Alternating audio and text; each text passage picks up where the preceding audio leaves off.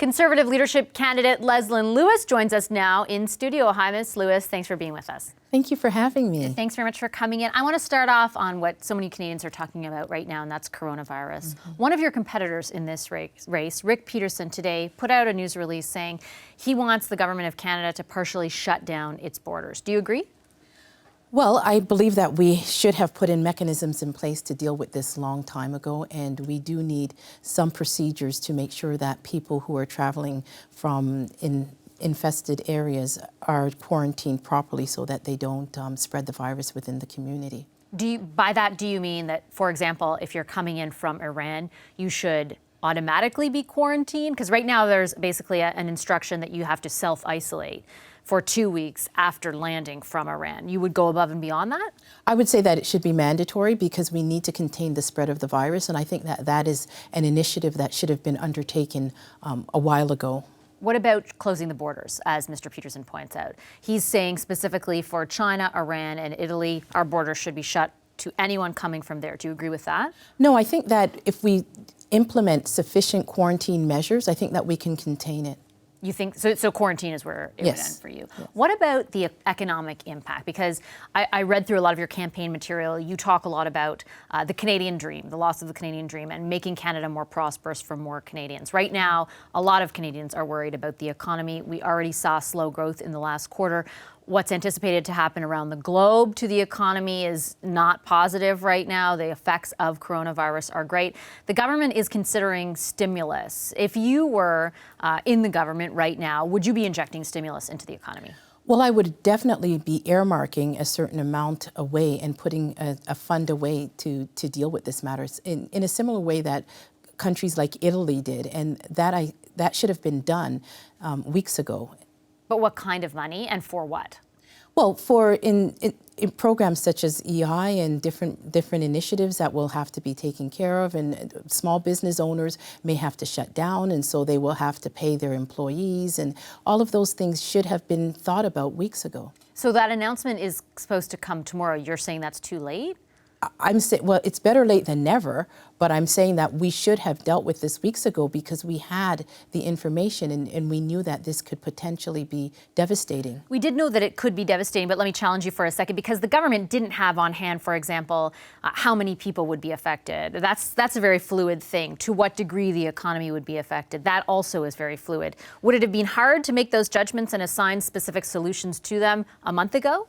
No, because we saw the other countries taking initiatives. We saw what China was doing, and they took drastic initiatives. But the effect in China was far greater at the time, the number of cases numbered in the thousands there. Right, but the effect compounds, and so we want to minimize the effect, and we want to protect Canadians, and so we should have put in place something to deal with that. Italy also was very proactive in how they dealt with the issue. Again, though, is it fair really to compare us with Italy and China? They have cases numbering far, far greater than the effect thus far in Canada. I think it is fair because the impact is that you do not want the disease to spread. So you know that if there's a potential of the disease spreading, you need to protect Canadians. And we should have done something about this weeks ago. When it comes to stimulus, we had a bunch of economists on the show over the past couple of days.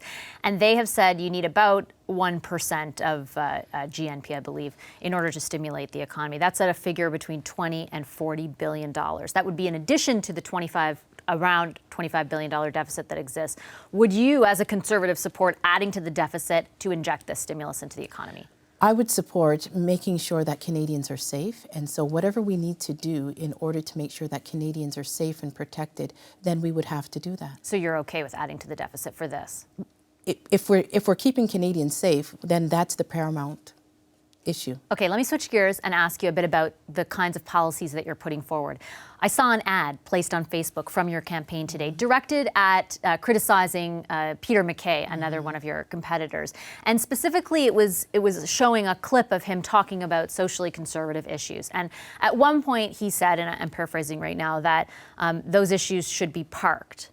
Why are you criticizing him for saying that? Because my understanding of the clip, which was aired in full in the ad, was that he's saying park those issues because they're going to be misinterpreted, they're going to be used against us. What's wrong with saying that? That's a hidden agenda. You have to come out and say exactly what you're for. We've been accused of that in the past as conservatives, having a hidden agenda. I think that the more pragmatic approach is to tell people exactly what you intend to do, and also to let votes run free. In a free and democratic society, we have to let people's dissent exist. And so it's important that even if you don't believe the same thing as someone else, that you respect that and that you allow them to have a voice. And I don't think that a leader should be silencing members' voices. So he said, he started off what he was saying by saying social issues and social conservatives have a place in the Conservative Party 100%. If in fact what he's referring to is the last campaign in which those issues, and particularly the way in which the leader at the time, Andrew Scheer, was communicating around them, did end up hurting the party, is he necessarily wrong to say, let's just put those behind us for a while and focus on other stuff? I don't think it's a leader's place to say that I'm going to disenfranchise an entire group of the party. But he's not saying that. He's saying, have a place in the Conservative Party 100%. Right, but let's park it. So he's saying that your voice is not important right now. What's important is appeasing whatever fear is out there.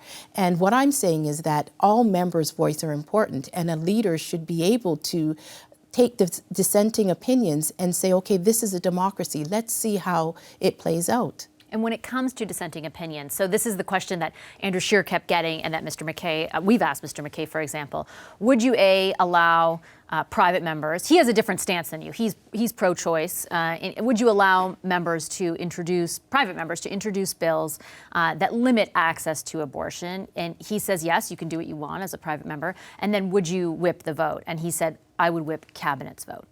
Okay, well, I don't believe in coerced abortion. I don't believe in coerced therapy, and nor do I believe in coerced votes. So my approach would be that members would be free to vote on issues of their conscience, and that's the party's policy. When you say you don't believe in coerced therapy, what does that mean? Any type of, well, right now we have the issue. We have the issue of conversion therapy.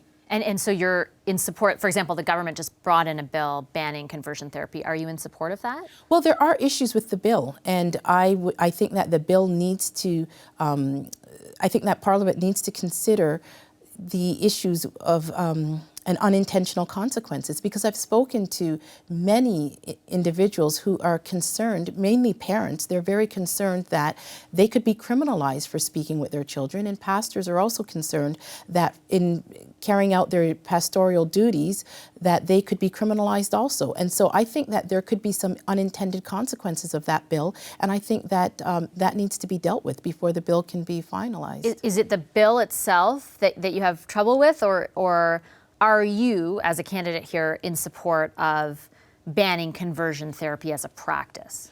I have concerns with unintended consequences of a bill. So any bill that would criminalize a pastor or criminalize a parent, I have concerns with that. And I think that they have to look into those unintended consequences, because those are very, very, very deep concerns for many people. Is it criminalizing, like what is it that's criminal, like I guess I need to understand better what you think is criminalizing, because my understanding is the bill criminalizes the practice of conversion therapy. So running a camp, for example, be it through a pastor or through a church, for conversion therapy. Is that what you're against? That's not actually correct. What the bill does, it says any practice. So even a pastor praying with a child. But praying for that child to convert and not be gay? No, that's not what, it says anything. So even if you pray for this child to have peace or to find their way, that could be deemed as being criminal. And so there are unintended consequences of that bill, and that bill